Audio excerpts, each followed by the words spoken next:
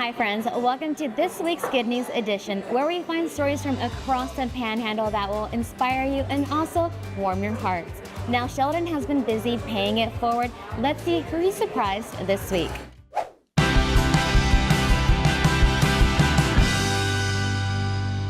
It's time for our latest edition of Pay It Forward with Carpet Tech. I've got Bethany here with us today. What do you say we find someone to go pay it forward to? Yes, let's go help someone out. Here is 100, 200, and 300. Thank you very much. Let's go out there and pay it forward.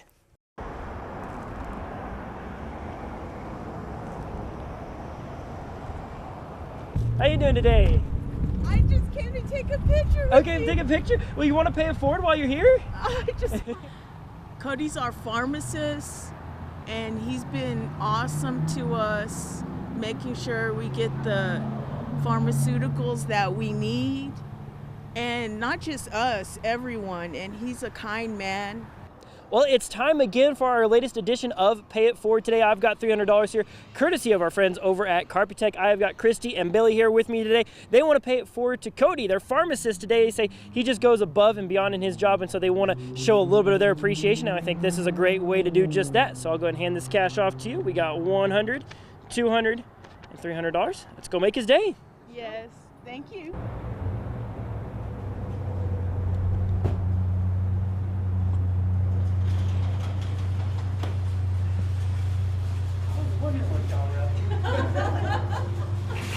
How you doing today?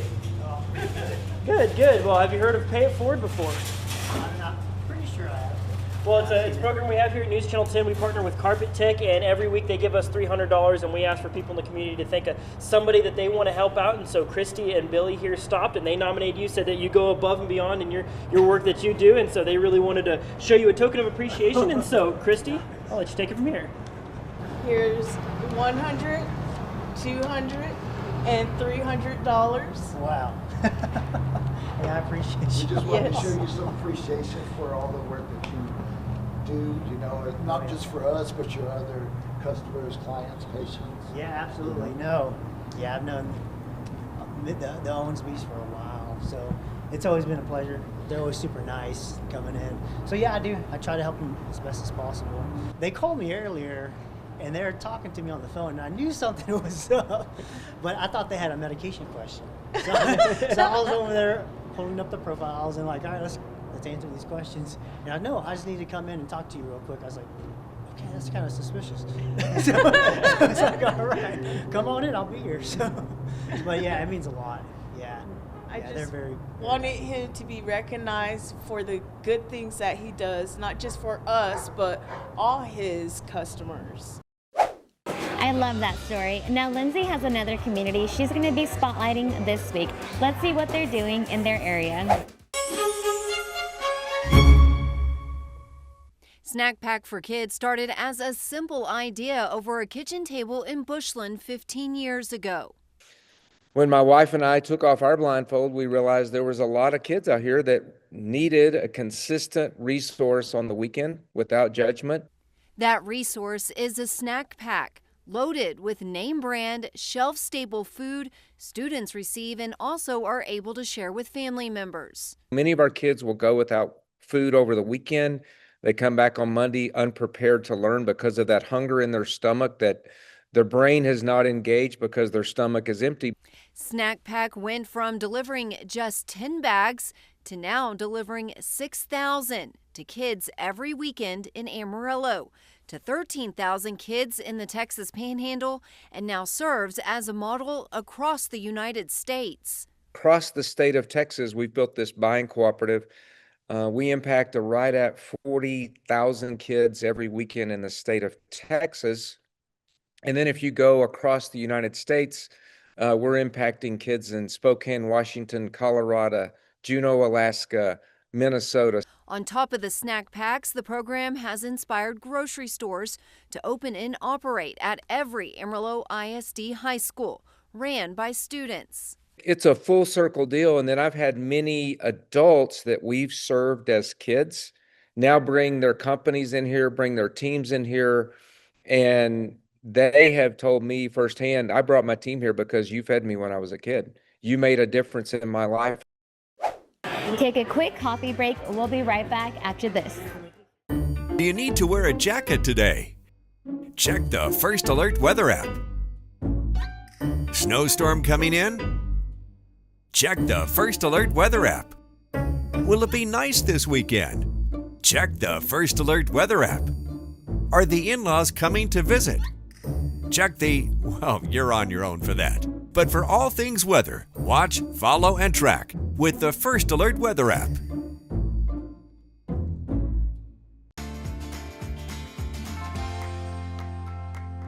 Welcome back, friends. Now here's a fun story just for you. Her name, Thayer Wine, a longtime former food critic at the Tennessean and published cookbook author who studied ballet at the Sorbonne in France, then picked up painting post-retirement. Impressive, sure, but what has fellow dance mates particularly jazzed is Thayer's age. I just turned 83.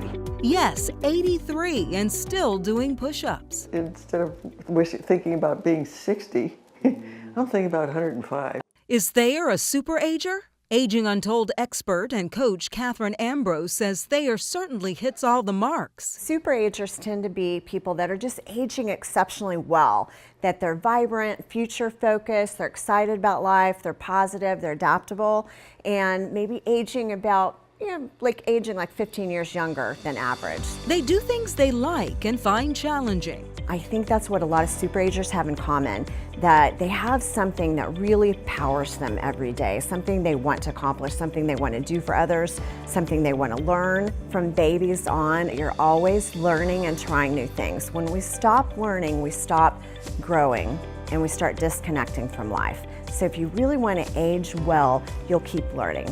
Paying attention to her body and keeping a routine, Thayer says, are working for her, inspiring us superagers in training along the way. How do you feel? Oh, I feel great. Now this next story has a group of people finding joy in hitting the slopes. Let's check it out. Towards your right, use your left hip. Every Wednesday, Try turning a little bit to your right. Yeah. for the next couple of months, blind and visually impaired athletes will be on the mountain, refusing to let their disability define them. It's awesome, and I love working with new guides as well as familiar guides from the past. Pratik Jujari is one of roughly 30 people the Northwest Association for Blind Athletes is taking up to Mount Hood Meadows for ski and snowboard lessons. He's been a part of the program since it started a decade ago. I'm passionate about outdoor sports, especially the ones on the mountain. Jujari lost his vision in 2001 while trying to summit Mount Jefferson. I had traumatic brain injury on the slope, so I lost my sense of light and my sense of smell. I'm really appreciative that NWABA has been my gateway as a blind person to rediscover mountain and snowboarding. It means a lot. Stephen Jackson grew up snowboarding in Bend. I used to babysit and get money for lift ticket, and I would take a shuttle up. And it helps me reminisce on the good memories, and it helps me not be, stuck in my own head that I'm blind and I can't be doing certain things. Senior Program Manager Megan Allman says people of all ages and skill levels can join. Like to take down some barriers that our athletes might have, and one of them being the financial barrier. So we provide the transportation up to the mountain, as well as the lift ticket and the lesson. Mount Hood Meadows, they've been a wonderful partner to work with there, provides the instructors. And you have some goals this season. I do have goals this season, and it's always to improve my technique and form. And of course, needless to say, number one goal is always having fun. If it's not fun, then what's the point? Reporting on Mount Hood, Abby Davis. Don't go anywhere. We'll be right back. Well, hey friends, here at News Channel 10, we have the opportunity to find and share positive and inspirational stories with you. And now we're bringing you those good news stories on Good News Edition, where we can highlight those great stories from around our area. And don't forget, you can find plenty more good news on newschannel10.com and your favorite streaming apps. Welcome back, friends. Now, Ruben has been busy across the Panhandle on the road. Let's see what communities he visited.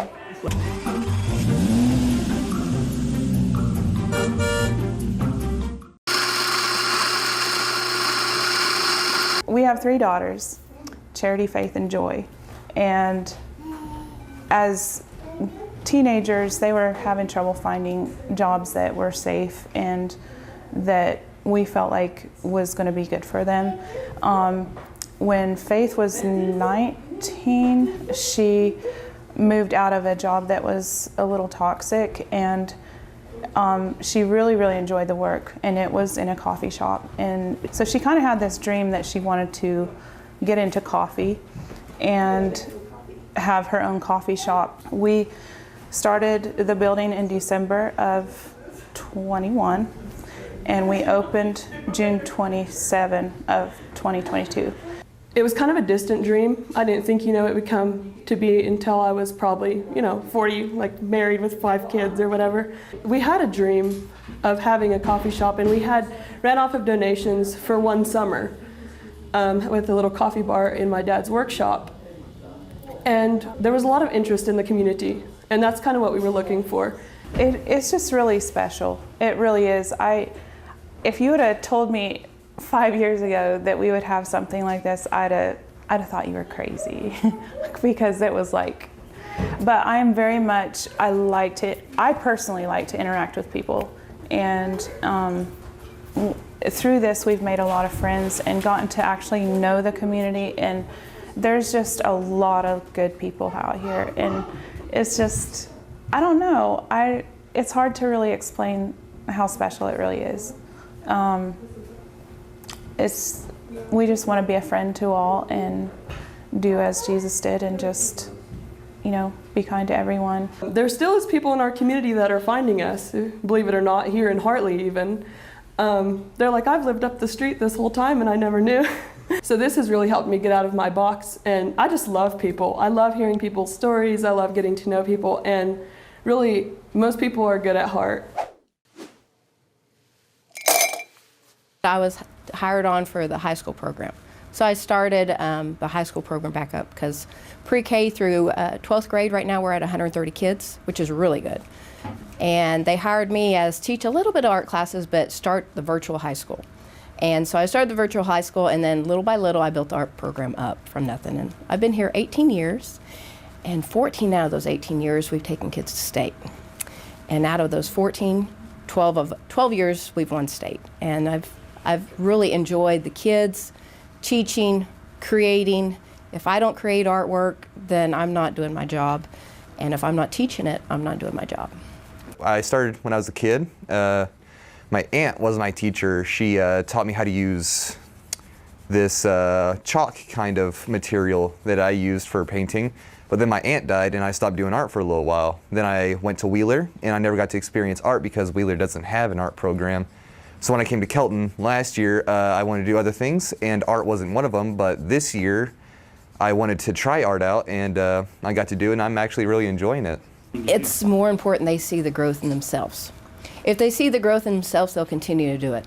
If they don't see any growth, they'll quit you. Just like, if I'm competing and painting this art, and if I don't see growth in myself, I'm not motivated. So if they're not motivated, that's where I look to try and do that. Well, with art, usually you're looking for things outside the box. Like this saying is, look for things outside the box for a more unique perspective. With the picture I did, it's not really just about the picture looks pretty, it's about what it means, representation. Like with art, you look deeper into the picture, like what's it trying to convey? Like, what's the meaning behind why you did the picture, or the painting, or the drawing? My kids are good. I enjoy teaching them. I wouldn't do this if I didn't love seeing growth.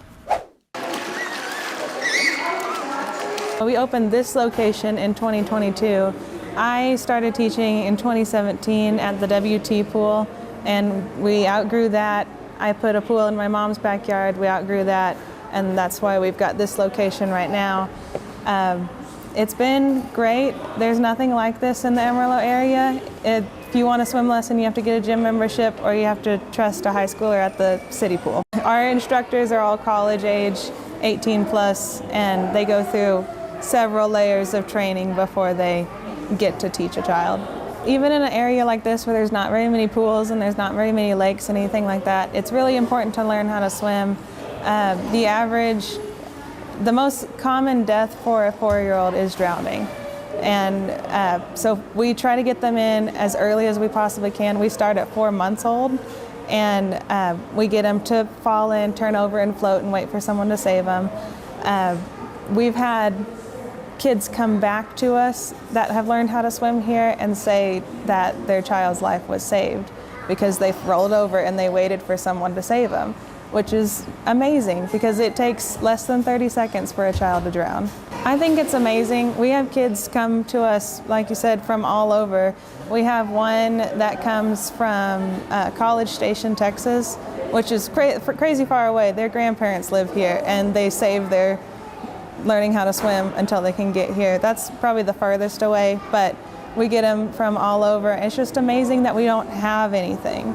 We don't have swim lessons ready and available. And so it means a whole lot that I can make an impact on even towns that are super far away. Right now we've got summer registration open, and so we can get kids signed up now. If you sign up right now, you'll get your spot guaranteed. The closer we get to summer, the faster we fill up. Now don't go anywhere. We'll be right back with more good news.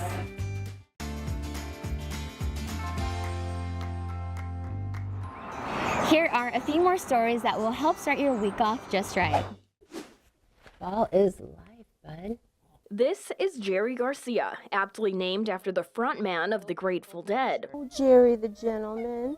He wants to tell you all about it. As his mom, Heather Prunty, says, 8-year-old Jerry has never met a stranger. That's what makes him the perfect companion where she works at TLC Living Community. He will cry if he sees someone across the street that he can't meet. He starts like this and his tail's going. He sees a person and he cannot wait to meet them. Heather says Jerry is not an actual therapy dog, but says he is a natural at emotional support. In fact, he is known around TLC as the Jerapy dog. He lightens the mood. You cannot help but smile. 89-year-old Helen Carney calls Jerry her grandson. She says every resident is greeted with a wagging tail and a helping paw. My husband died just about a little over a year ago, and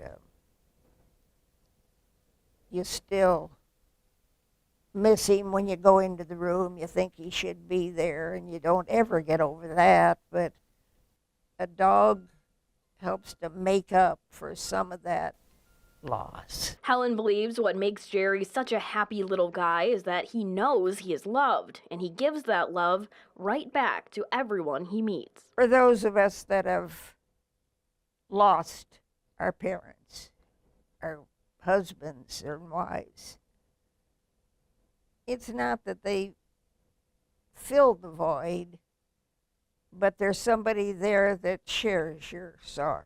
But it's not just his happy-go-lucky attitude or ball skills that garners the attention of onlookers. It's his snazzy appearance. I've never seen a dog that would leave shoes on their feet. And it's not just his shoes. Jerry turns every hall at TLC into a runway with his tiny Air Jordans, dapper suits, and Elvis apparel. One resident even gifted him a tiny Jerry-sized hat. Now, it's the same resident that got him the Grateful Dead shirt, but he knows that he's an astute little tiny gentleman. When he's not serving looks and bringing comfort into the living community, Heather says Jerry is all about playing ball, which he did. The full hour and a half we visited TLC. We're putting live. This is Hazel and Kristen. I just wanted to grab the my trampoline. It seems like it died, and it's cracking! While most of Central Texas is staying inside and keeping warm during this winter storm, 7-year-old Hazel Ann Talbert is doing something quite different. She's out in the elements like us, reporting live on weather conditions from her backyard in Clifton, bundled up and ready to go. She is eager to get outside, bundle up, and tell the world how it is. So I'm bundled up with her, and she always outlasts me, reporting the weather as the daddy-daughter weather watchers, as we've started calling ourselves. And they've had some furry help along the way. Thank you, Teddy. Thank you, Teddy, for that live sports update. Now we go to Hazel Ann with our weather update. When Hazel Ann isn't out reporting, she and her family are doing a winter movie marathon and sipping hot chocolate. Her dad, Taylor, says Hazel Ann has always been an explorer at heart. He learned the word meteorologist today, but I won't speak for you, Hazel. Correct me if I'm wrong. She loved science in any shape or form and loves the outdoors. And so combining outdoors and science is the key. And I said, you know what? I think I know about a career for you, Even as an aspiring young meteorologist, Hazel Ann still has some questions about how weather works for the experts. I know snow is snow, but what is that made? Like, how does it be? I don't know. How does it just be snow? Just one way the Talberts are staying active and warm as Central Texas faces the winter storm. We'll keep you live and updated from the Daddy-Daughter Weather Team. Reporting, I'm Olivia Hurst. My name is Sarah Grace. 5-year-old Sarah Grace Brenner loves cats. Cat pillows, cat bed, cat pajamas. Just check out her room. Need too much kitty stuff. And this kindergartner knows her letters. S-A-R-A-H. And her numbers. 1, 2, 3. Even though she can't reach the sink. I can reach the sink, just not the soap. Sorry, my mistake. Hey, she's one smart cookie. These are the popular ones. Did I mention she's a Daisy Girl Scout? Her mom, Lindsay, is the troop leader. We had just learned in our last Daisy meeting about calling 911 and how to recognize what an emergency situation looks like. It was a lesson Sarah Grace would use only days later. Lindsay had gotten the kids off the bus. Walked over here and I said, hey guys, does anyone want a snack? And at that point, I felt really bad and I just fell on the ground. Right in front of the couch. Right in front of the couch, right here. I'm laying right here. Turns out she was having a heart attack. So Sarah Grace sprang into action. I heard her say, Mommy needs help now. She ran upstairs and told her dad, and then took care of Mom. She rolls me on my side. She propped me up with pillows. She went and got our blood pressure cuff and she held my hand and she helped me count my breathing. And she said, Mommy, you're gonna be all right. Lindsay was taken to the hospital where she recovered. And when the Girl Scouts heard about what Sarah Grace had done, they gave her the Medal of Honor. Stephen, heroes is people that do what needs to be done, when it needs to be done, regardless of the challenges, regardless of the circumstances, and she did it. Because had she not been there that day, her mom might not be here today. It's safe to say, yes. Those are the popular ones. I want the popular ones. Oh, and in case you're wondering, here's some money. I did buy some Girl Scout cookies. Steve Harris. Well, friends, all good things must come to an end, but don't worry, you can catch up on all of the good news on News Channel 10, newschannel10.com, and of course, all of our streaming apps. Until next time, I'm Nelly Ramirez.